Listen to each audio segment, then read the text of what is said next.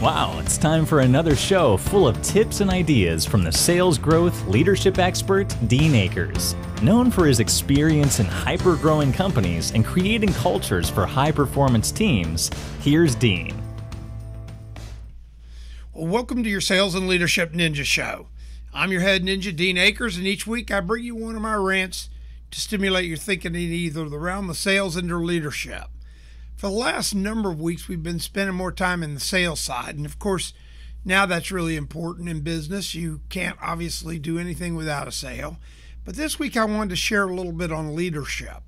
And it was prompted, and well, today's show is leadership. Ask the right questions, then shut up and listen. Yep, that's right. Leadership's all about asking the right questions, then shutting up and listening. A lot of folks think that leadership is about telling people what to do, orchestrate, and everything else. But what you'll find in an organization is that you have a lot of people that have been around a long time and know a lot of stuff. And if you'll ask the right questions and shut up and listen, you'll get the benefit of all their wisdom, their knowledge, and their experiences. So I had an opportunity to have a visit and lunch with my oldest son this week, and what a treat that was. He's always been an inspiration to me in so many ways and has always created thoughts that stimulated me in my journey. I know that some of you out there with kids know that as your kids ask questions, a lot of times it gives you a chance to pause and think about the answer. And most of those kids' questions are pretty enlightening. So think about that from a leadership standpoint. So he has the distinction of having been involved or is involved in opening theme parks all across the globe. He's actually opened 3 and is in the process of opening his 4th major theme park across the globe. And, he's definitely following his passion. As a young man, he played Roller Coaster Tycoon, and he played it all the time. He loved games and just always was into the whole theme park. Went to work for the Busch Gardens Group, I think, when he was 15. Worked for Universal while he was in college, got his degree, and I call it theme parks. So he's always gotten it. And he worked with his mom and myself when we co-chaired our first church carnival, and totally redefined that experience and over doubled the revenue. So he gets it. So when this weekend, while we were visiting, we were kind of laughing at all the things that he's seen, and he's seen some crazy stuff. When he went to Singapore to open up Universal in Singapore, I remember I was over there visiting with him, and he goes, Dean, nobody asked this question about exiting of a ride in an emergency. And when he showed me the exit, it went to a truck well, so everybody would follow in the truck well as they were trying to exit. Now, of course, they fixed it and stuff like that, but it still went back to begging the question of really, did people ask questions and really vet what they're doing? And so many times I see that. At the carnival, one of the questions we asked was, the carnival had been going on for years and years and years. And Doug was interested, we all were interested in kind of redefining on what this carnival experience could be. And by the way, the carnival is one of the largest fundraisers for the parent teachers organization. So we decided as leaders to ask the questions. Now, people had always told people how to run the carnival. We came in and said, well, wait a minute, we're going to take a time out. We want to ask the questions. And so as we asked the questions, one of the big questions we asked was of the kids, what they enjoyed the most and what they wanted to do. And obviously, and I say obviously, when we asked the question, shut up and listen, all the kids really enjoyed the rides.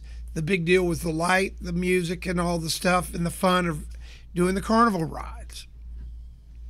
Then when we talked to the parents just wanted their kids to be happy and have a good time with their kids. And what was interesting was when we asked everybody what the biggest pain was, they all kind of said messing with tickets. So what you do is you go buy a whole string of tickets, and it was like 5 tickets to ride this ride, 4 tickets to ride this ride, all this stuff, taking tickets, had a ticket booth. It was just a giant pain. So we started asking more questions. What if you didn't have to have a ticket?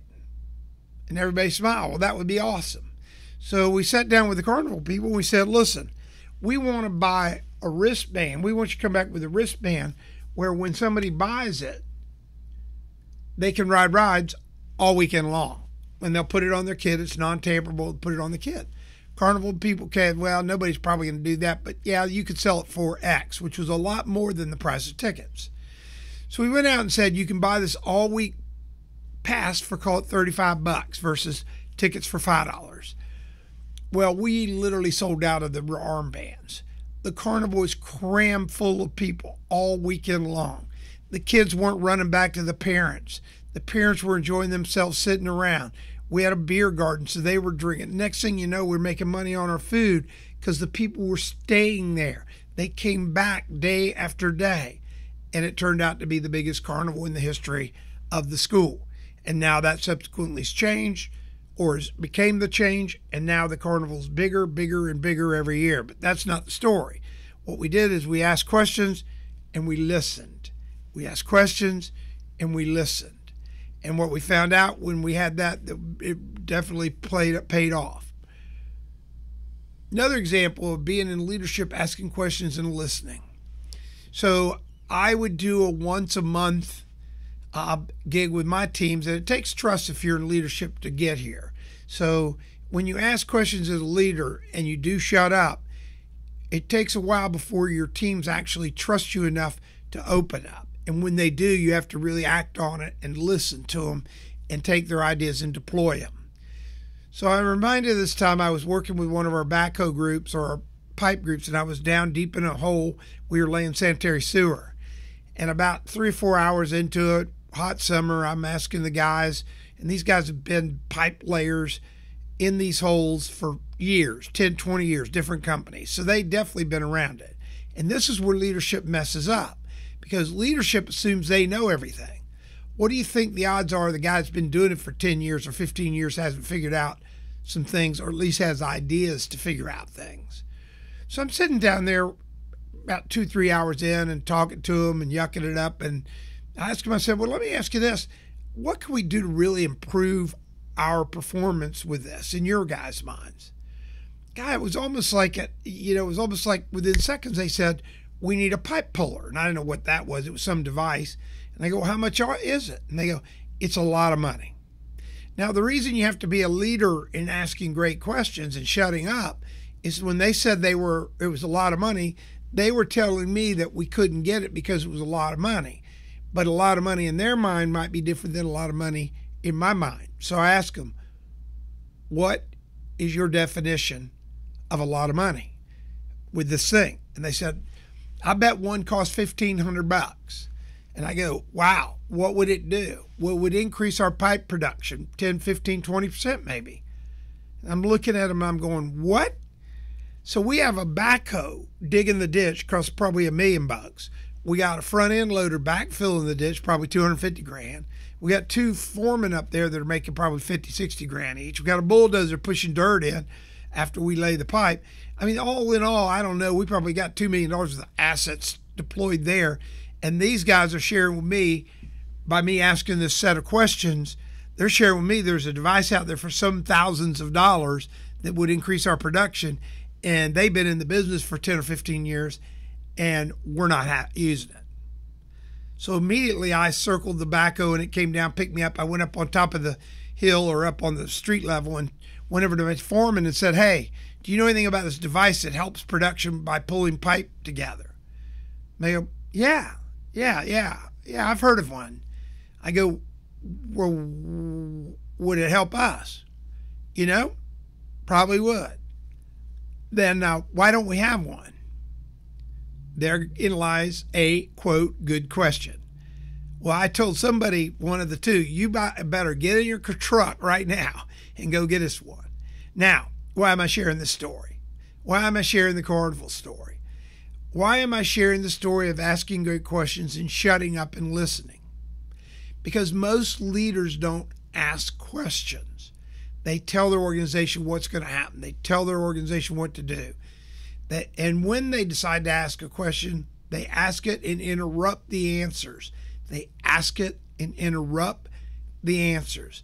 So what I found in my career, and has helped so many companies and helped myself, is, as a leader, learning to ask great questions, then shutting up and listening. This will allow you to scale your businesses, because as you do this, you create subsets of leaders within your organization.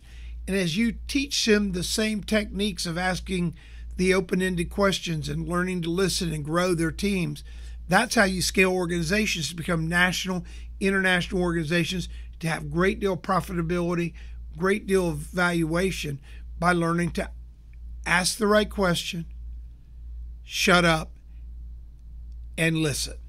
Try this and watch your organization take off. So this week your task is, as a leader, ask the right questions, shut up, and listen. Thanks for tuning in each week, and remember to share if this helps you. Just email me also if you have any questions at help@adjunctceo.com. That's help@adjunctceo.com. And again, I want you to ask open-ended questions, then shut up and listen. Have a great week. See you next week. We hope you enjoyed this week's show. Subscribe today to our podcast and send questions or thoughts to help@deanakers.com. Also, visit us at www.deanakers.com to listen to prior shows and view helpful videos. Also, great tips to download. Thanks again. See you next week.